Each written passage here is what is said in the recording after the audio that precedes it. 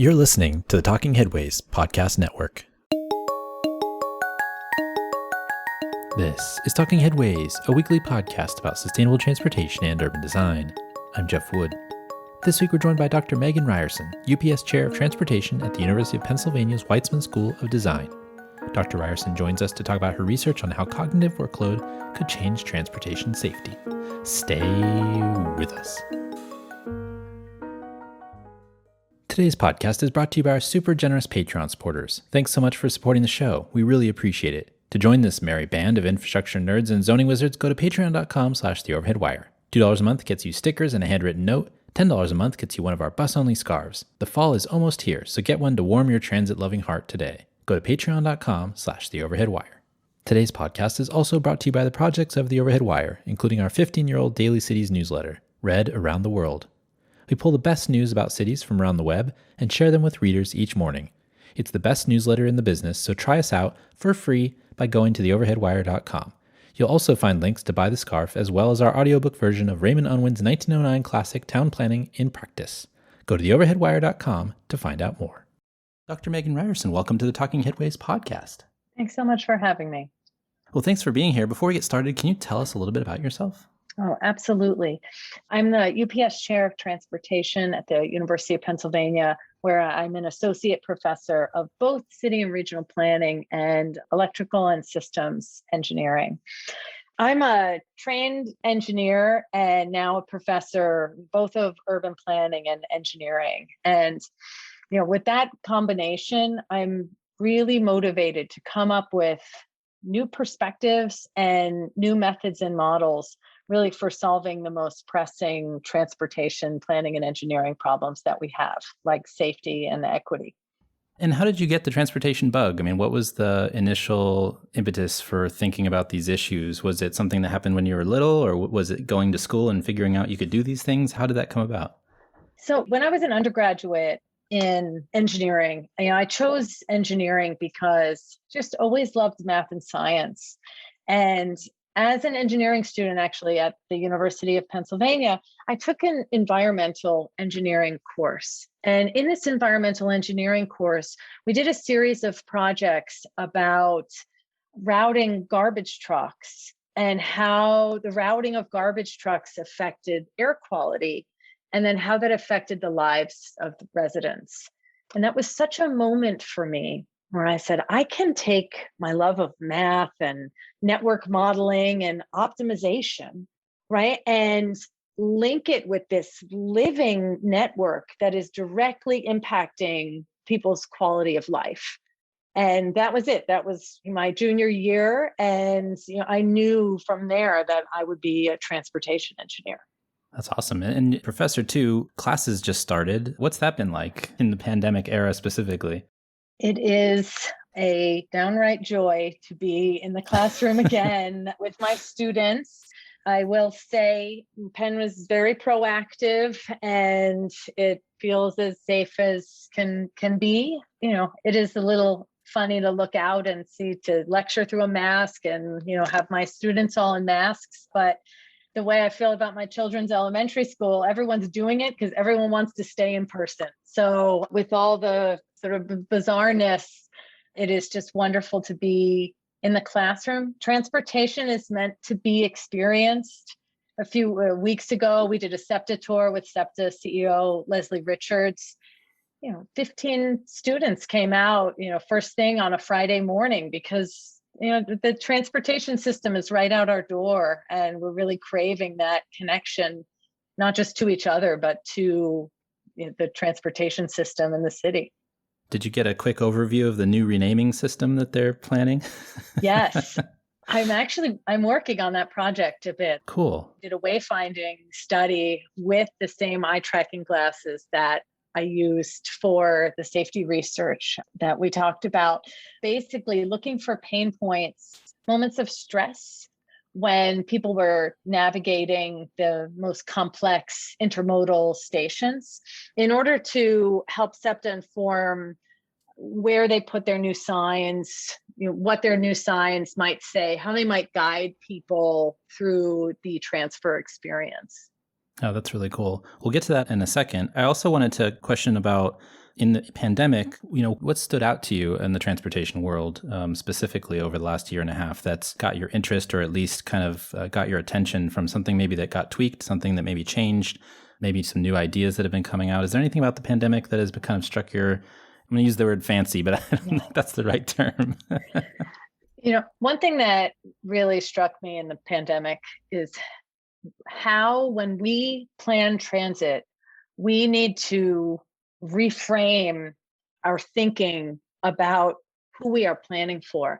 When the pandemic hit, all of the news stories were, no one's taking transit, or, regional rail ridership is really low. It's not true that no one was taking transit. Essential workers, lower income populations, vulnerable populations never stopped taking transit and continue to take transit, right? So really, saying no one's taking transit is really a coded way of saying that, higher income riders that transit agencies are kind of notorious for chasing were not taking transit.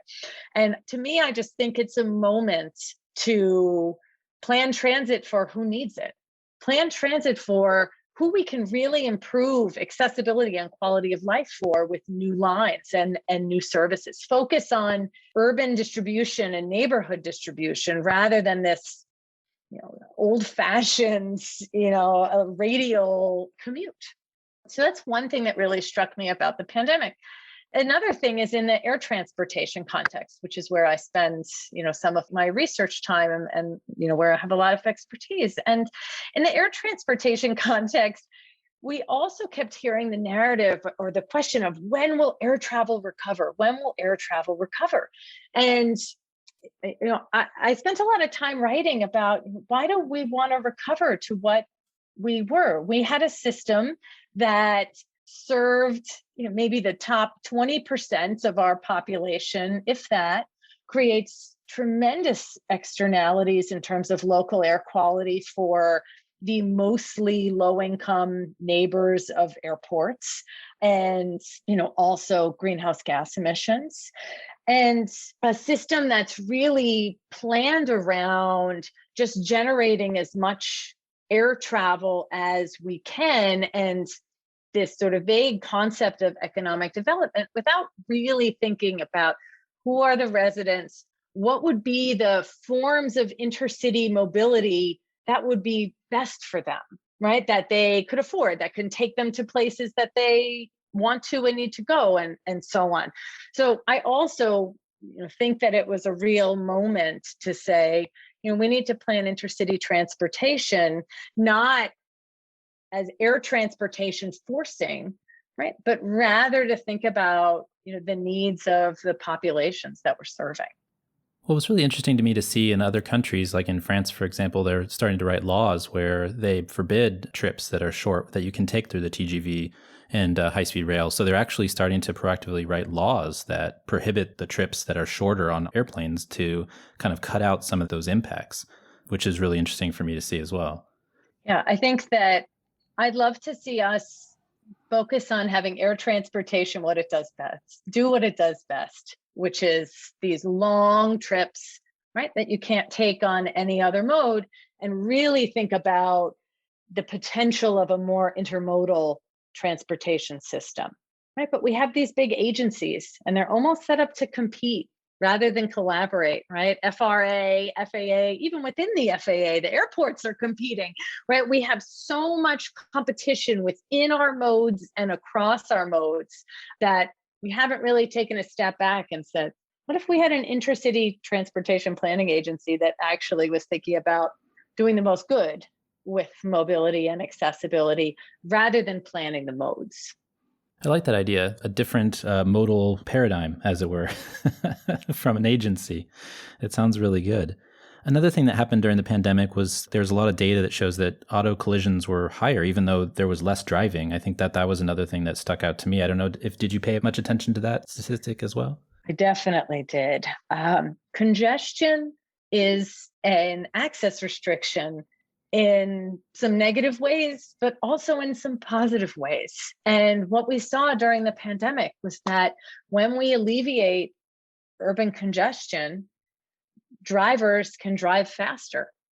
right? And we know that speed kills. And we had the confluence of more people walking and biking because it was one of the few things that a person could do. I'll say as an aside, our neighborhood parks, they were all closed, right? So with my children, we would just go out for walks and bike rides because there was really nowhere else to go for recreation, right? So you have more and more people out walking and biking on the streets. And then you have the drivers with a newly unimpeded road network. And so they're driving a lot faster. And so it was a real recipe for an increase in collisions. What's the main driver nowadays for transportation safety policy? It seems like that is kind of indicative of the policy overall, which is automobiling over maybe some other modes. Maybe another question would be like, how do we measure safety now? And how are we impacted by the rules that are made federally or locally that relate to safety policy on our roads?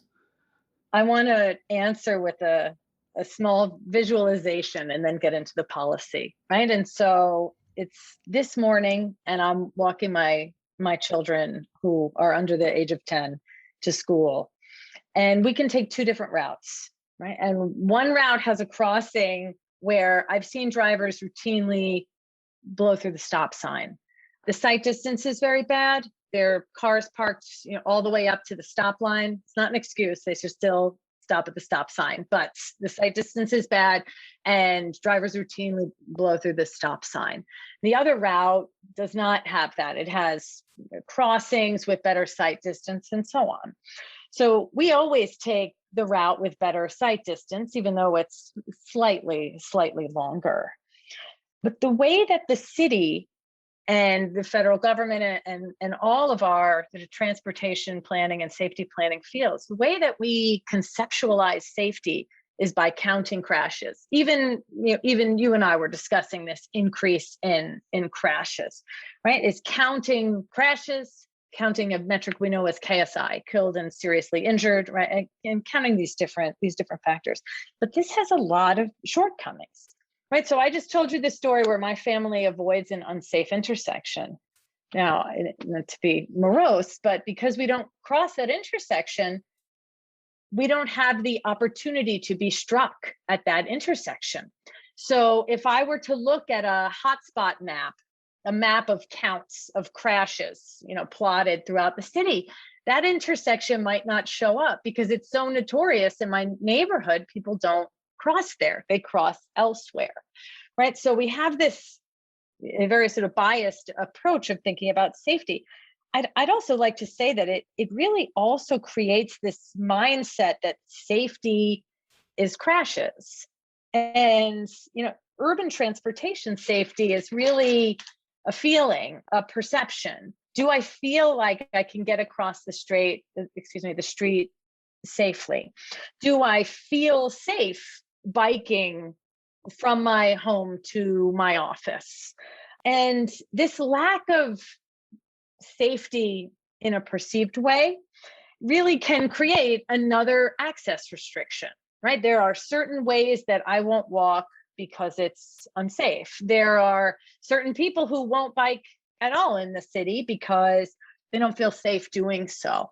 So to me, it's really on us to think about safety from almost an accessibility perspective. Can I get from my home to where I want to go on a range of different modes? And do I feel like I can take those modes? Do I feel like I can walk? Do I feel like I can bike because it's safe or not? Rather than just looking at realized crashes and using that as a proxy for safety. Yeah, and it's kind of frustrating because, we've talked with folks from NACTO, we talk with folks talking about the MUTCD, and it's frustrating to think about kind of how the rules require death. That's kind of a rough way of saying it, but, the idea that somebody has to be killed in an intersection to actually make change, it's frustrating. And I think that it's a weird way to make rules. And it's the way kind of a lot of transportation rules, the 85% rule is the same way. the 85% of the people are speeding, then you worry about the thing when you should actually think about design. It also brings up a kind of an idea that you think about a lot, which is the near misses, right? The idea of connecting things that aren't relayed through statistics, through the ways we usually measure things, but those near misses. But I know that for a lot of the folks that listen to this show, a lot of the folks that are friends of mine that are in transportation planning, it's not just that they see the data, but they also experience this. They experience the near misses and they take it personally themselves, but it's also hard to push back on that kind of regime that goes for the KSIs, as you said. Absolutely. I think a few years ago, I found a statistic that there are 20,000 near misses for every, reported and counted crash, right? So that alone tells us that crashes are not telling us safety in a comprehensive way, because we're missing out on 20,000 other unsafe interactions for every crash.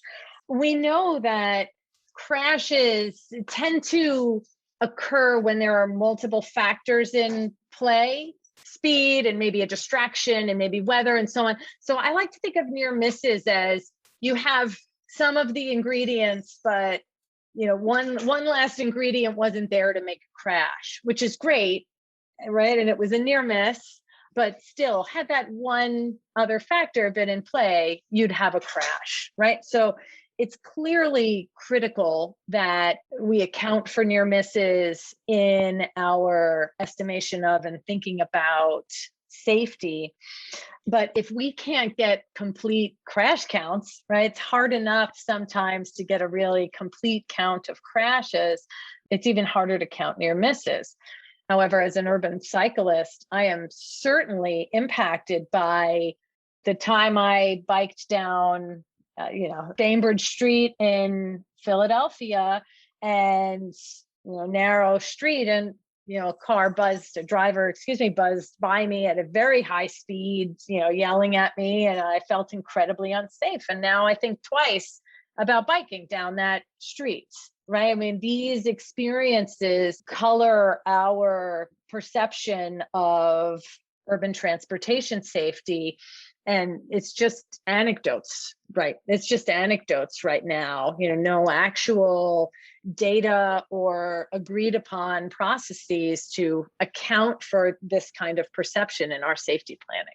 And some of those near misses result in reverse crashes. And what I mean by that is, I remember one time in college, I ran cross country and track, and obviously we were out running on the roads a lot around the school.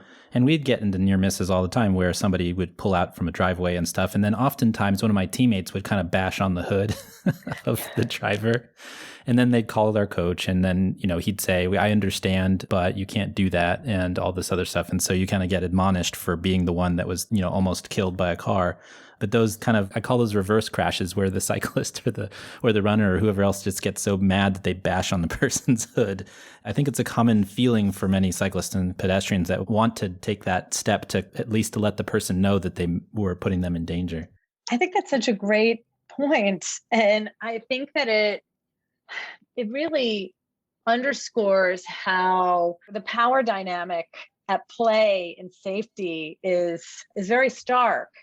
And the more vulnerable populations, or the more vulnerable sort of actor in a particular exchange, is still the one who's responsible for safety. And I know for me, I'm a woman cycling alone.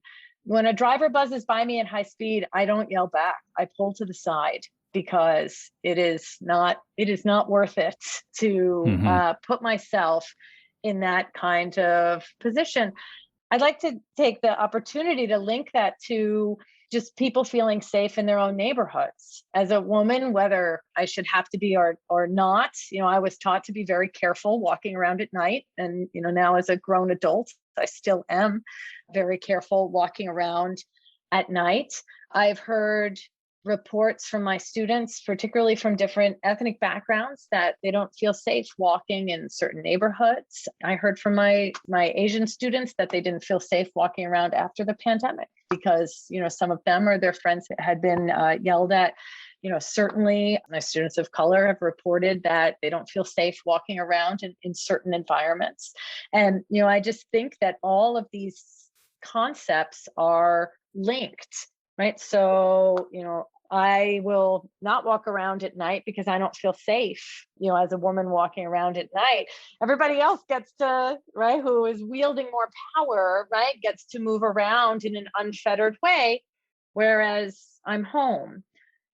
I'll link that to the other concept that my 9-year-old twins ask every morning if they can walk the 2.5 blocks to school by themselves. And I say no, because I've seen too many drivers blow through stop signs. And I feel that they're just a touch too young to understand that nuance.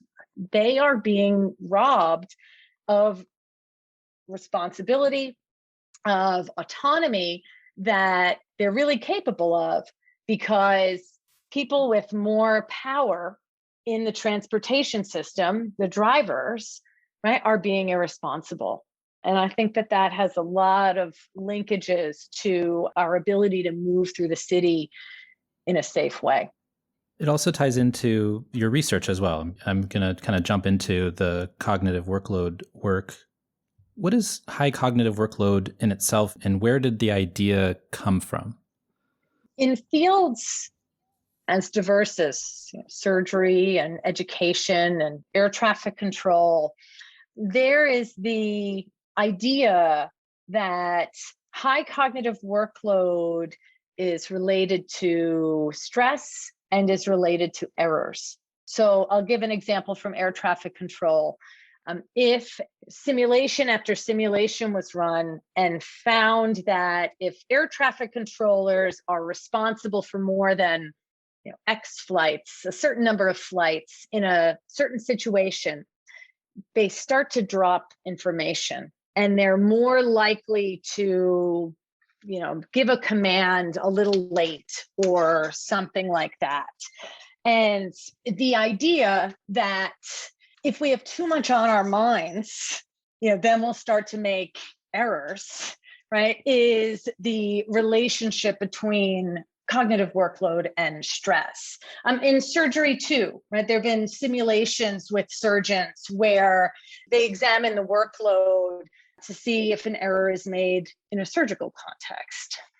So I thought that I could borrow this idea for urban transportation users, for walkers, for cyclists, and say, where during your journey was your cognitive workload the highest?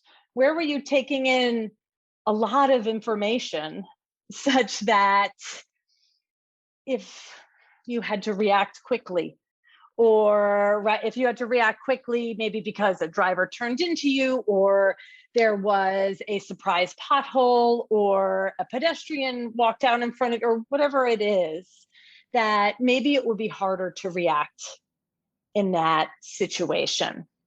And how does that impact cyclists and pedestrians particularly? I mean, there's that reaction, but we talked with Professor Justin Hollander last week at Tufts, who's using eye tracking software for stress in the built environment related to how people perceive buildings. And we talked a little bit about, anthropomorphizing buildings and what people respond to and what makes them stressed in an urban environment. And that's just kind of a two-dimensional thing, general stress in the environment that you're in, wall hugging, that type of thing. But then you add in this third dimension of vehicles coming at you, or traffic, or other people, and it makes it a whole other ballgame. How much more does that add to the stress of a pedestrian or cyclist, adding this other dimension? We're already stressed by the built environment because it's not really built in a way that's functional for us generally. How do you deal with that third dimension of the 2-ton vehicle that might be lurking? So I'll say this. There have been a few pedestrian and cyclist workload and safety studies in simulation environments and in labs. And answering questions like, can a pedestrian make it safely across in this amount of time? Does the cyclist see this sign? Or how do they behave in this kind of environment? I felt like if I'm going to estimate safety from a cognitive workload measure, I have to be out in the field.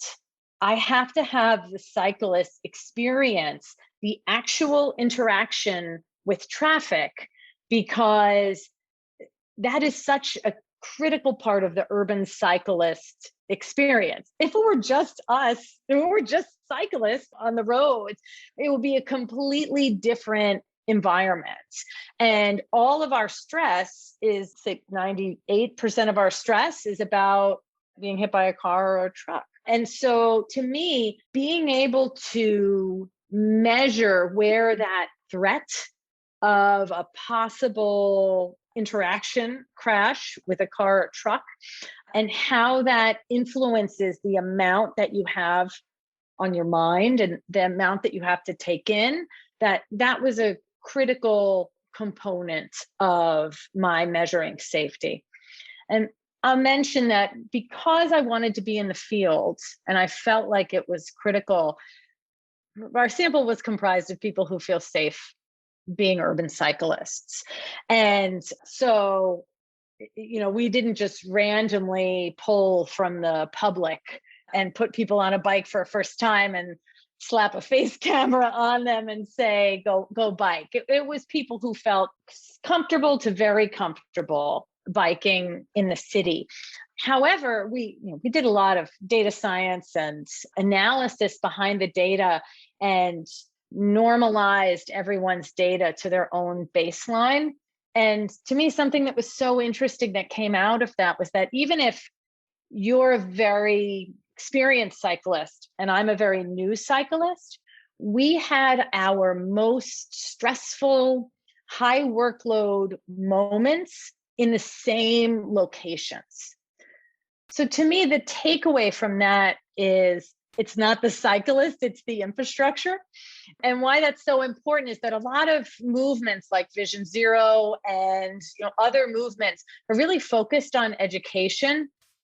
And that's great. And I'm not saying we should not do safety education, but we can't just do safety education. We have to actually get out there and design safe infrastructure, because even my most experienced cyclists were having these very stressful moments when there was a lot to take in, when there were a lot of potential interactions. Well, let's go into that measurement idea. I mean, you gave cyclists eye tracking glasses and gyroscopes to gather biometric data on the intersections that they are riding through. What specifically tells you if they're in stress from the data that you're taking in? Because you mentioned, I mean, you set a baseline, you get everybody's data, and everybody's data is different, but how do you get the baseline, and then how do you measure where everybody gets on the same page at that specific intersection where it is stressful? So we chose 4 different variables to indicate stress. And this was based on, that previous literature I had mentioned, air traffic control literature, literature from surgery and so on. And these metrics were related to eye movement and head movement. Basically, if you're moving around a lot, it is correlated with having a high workload. So for each individual, we charted out their 4 stress variables throughout the course of their ride. And we chose to plot to analyze the top percentile of those movements. So basically, in what locations did you have the top 10% of your movements? And that way, my top 10% and your top 10%, they might be quite different if you look at their actual numbers, but they are our most extreme responses, right? And so that was the way that we isolated the extreme responses. And what we found was that out of our 39 subjects, their extreme responses all took place in the same location. And it was particularly stark because there was a new protected bike lane that had brakes. And so everyone's stress went very, very low when they were in the protected segment, and then it would spike out of the protected segment, and then it would go back low. Then they'd have to make an unprotected left, and it would spike. And you could just, as a cyclist, I expect this, but to see it in hard data from 40 pretty different people cycling was quite dramatic and telling. Now, you've put on the glasses and you've ridden the course, as it were. If you don't have them on or afterwards, did you find yourself kind of mentally ticking whether you were having a response after you went through the process? Definitely. So the first thing I'll say was I also had the reverse, which is that I put the glasses on and I thought, oh, I'm going to be so aware that I have these glasses on and I'm going to act differently. 2 minutes later, I'm biking just the way that I do in the city because instincts kicked in, right? You're not focused on, I'm collecting data. You're focused on not getting hit by a car. You're focused on getting to where you need to go. And I know this to be true because the glasses have audio, and my students told me that I yelled a bad word at a driver. So I definitely forgot that I was wearing the glasses. And students got to hear that as they were watching my video later. And, absolutely, now that I've done this study, as I cycle around, I think a lot about, right, this is a moment where I feel a sense of calm, right? This is a moment where I feel like, I'm taking in so much information, signs, bad roadway conditions, vehicles coming from, different angles and so on. I'm also afraid, right? Because there's so many different possible things that could happen here. So absolutely, I have that experience as I cycle. Now, another question I have is you talked about air traffic controllers using kind of a similar kind of measurement. Also, I think they do it for drivers in certain instances. Mm-hmm. How would a driver's response sitting inside of a 2-ton vehicle, 4-ton vehicle, if it's like an SUV, differ from, say, like the cyclist and pedestrian response? I mean, I know that you haven't done this research maybe yet, but do you think it would be a different response? And are we over designing roads for that car response versus the more vulnerable user's response? Our roadway system and all of the guidelines for how we design roads, they are based on driver workload and driver line of sight, right? And so driving simulators and eye tracking glasses and driving simulators, this is a very common way that we approach road design and we approach road safety. And I think even FHWA has a driving simulator, and there are a number of universities that have driving simulators and study these in-vehicle experience.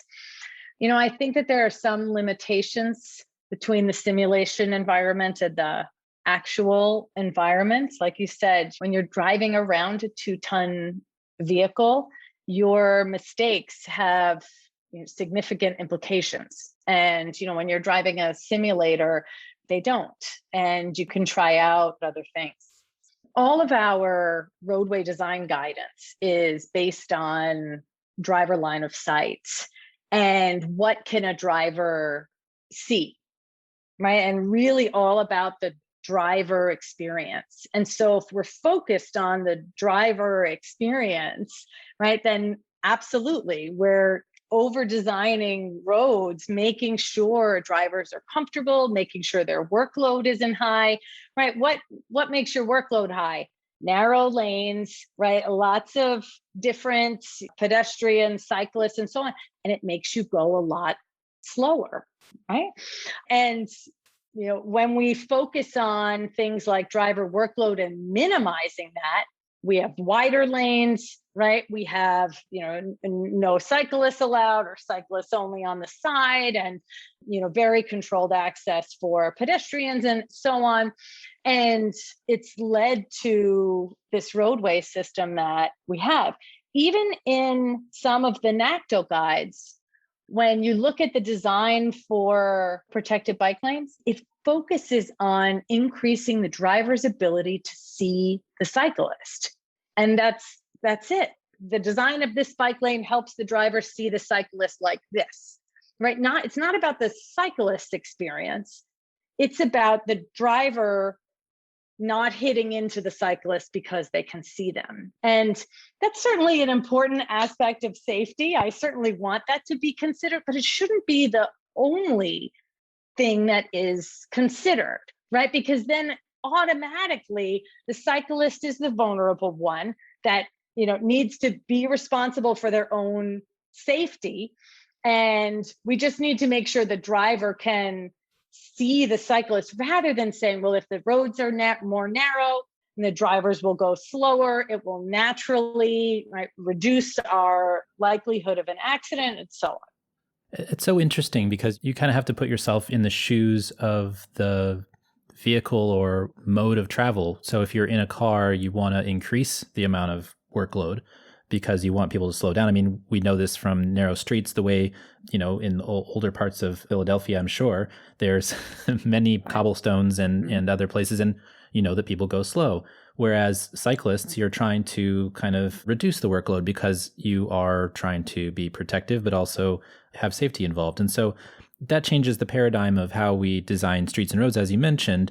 How would you kind of redesign a safety agenda around those specific ideas such that we're actually focused on the results of better safety, looking at all those variables rather than just, like you said, the line of sight for automobile users? Right. Like, what would be the first thing that you did, or what would be a safety agenda that you would design using this information that you have that's so powerful in determining whether people are overworked or underworked? Right. I think that the sort of first order of business would be including workload and stress maps for pedestrians and cyclists in addition to crash maps. And really thinking about what are the roadways, the segment of roadways where non-motorized modes, cyclists, pedestrians are having their most stressful moments.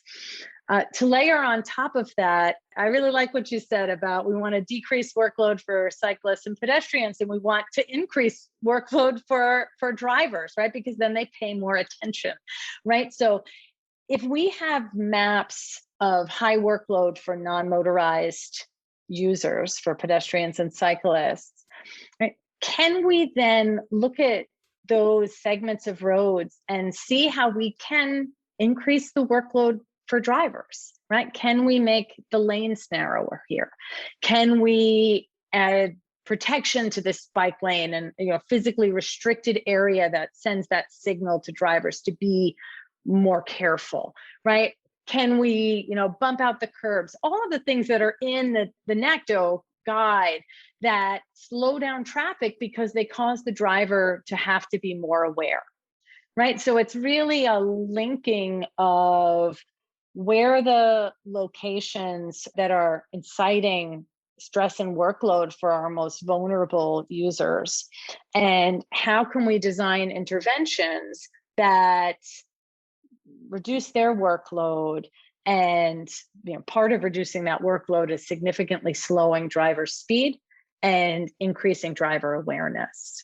When I see a driver on their cell phone, which I live in Philadelphia, is 9 out of 10 drivers, I think about workload a lot, because I think this driving task is so easy for you that you can look at your phone. And it shouldn't be. It should be more aware for sure, right? But if they're only concerned about their own personal safety, well, they feel like this is an extra thing they can add into their workload mix. That's a real problem, right? That they have that much mental capacity while they're driving to look at a phone.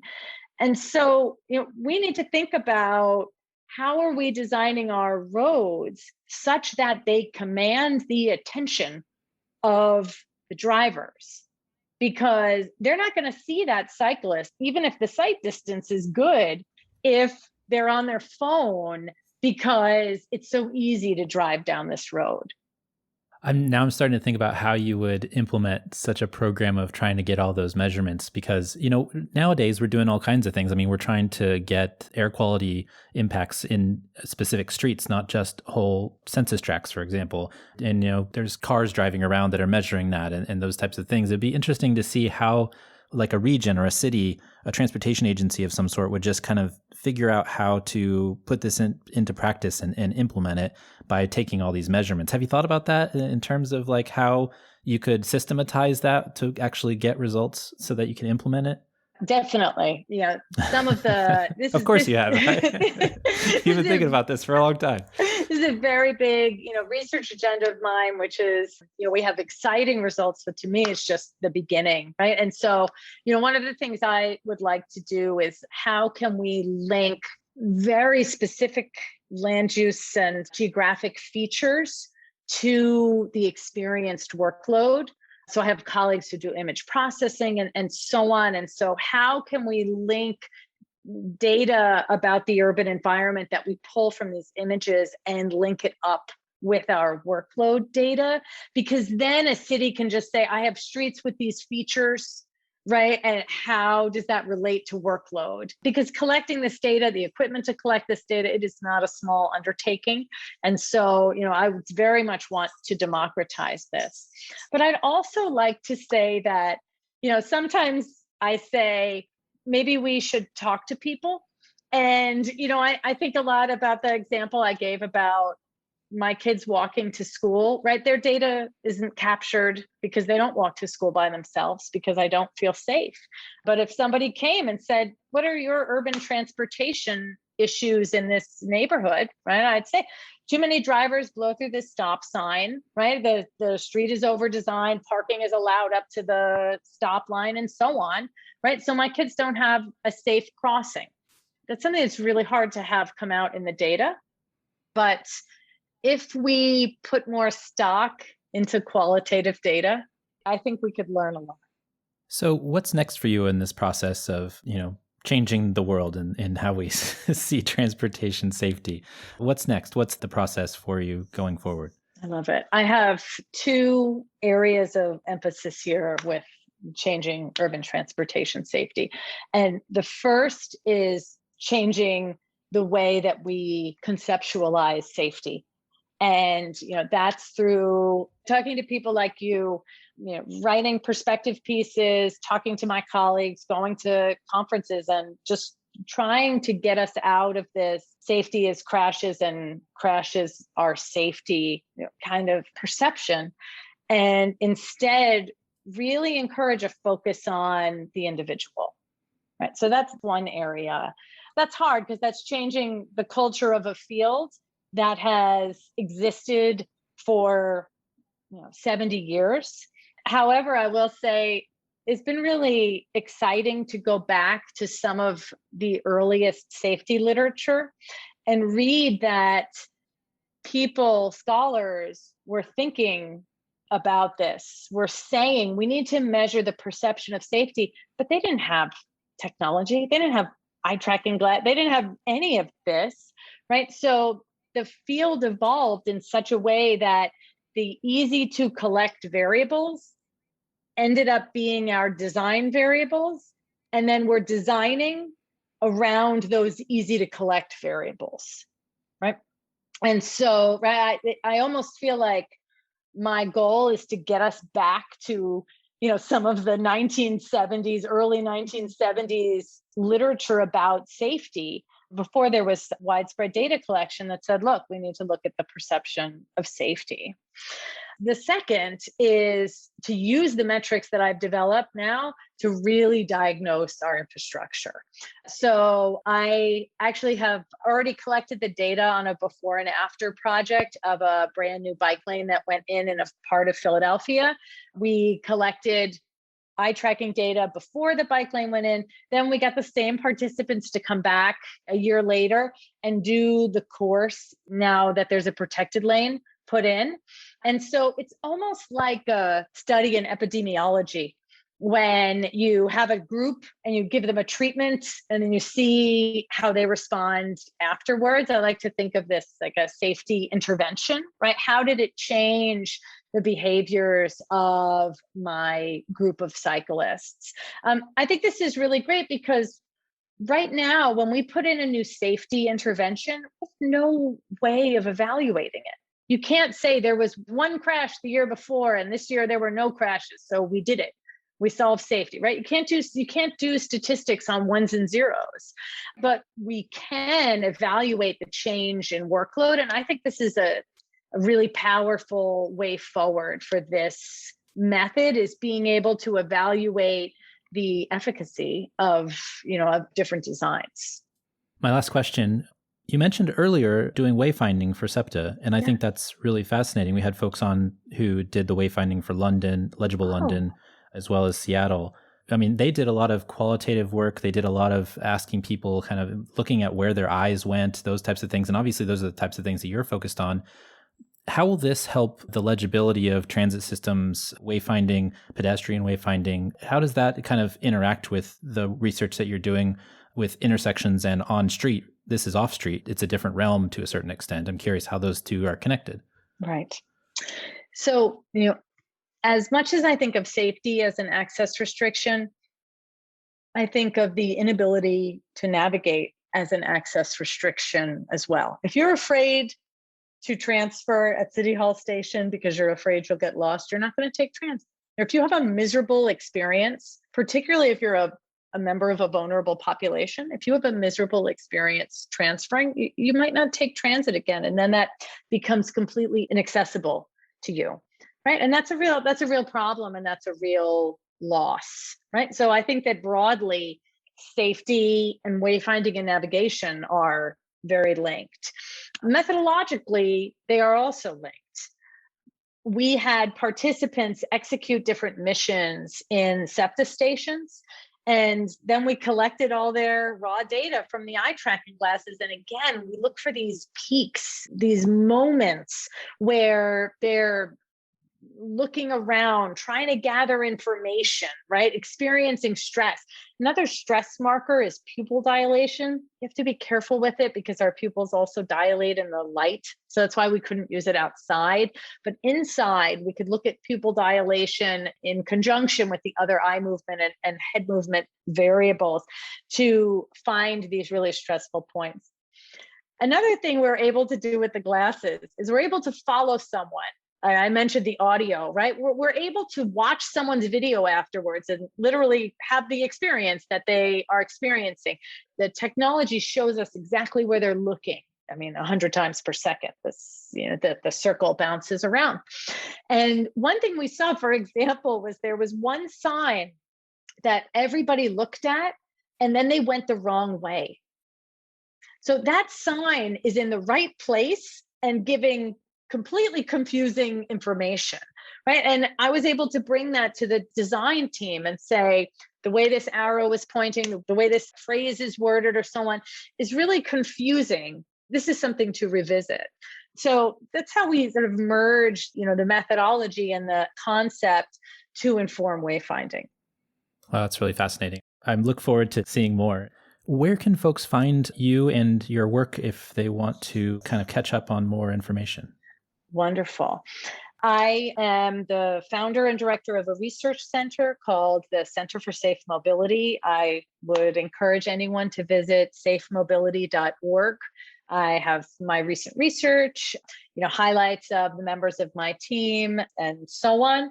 Also, as a faculty member at the University of Pennsylvania, I have an academic page with some links to some of my talks and articles and so on. And I welcome anyone to visit me there. Awesome. Well, Dr. Megan Ryerson, thank you so much for joining us. We really appreciate it. Thank you so much for having me.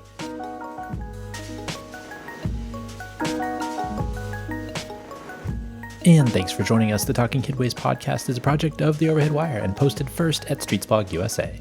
Thanks to our wonderful Patreon supporters for sponsoring this show and Mondays at The Overhead Wire. You can support the show by going to patreon.com/theoverheadwire.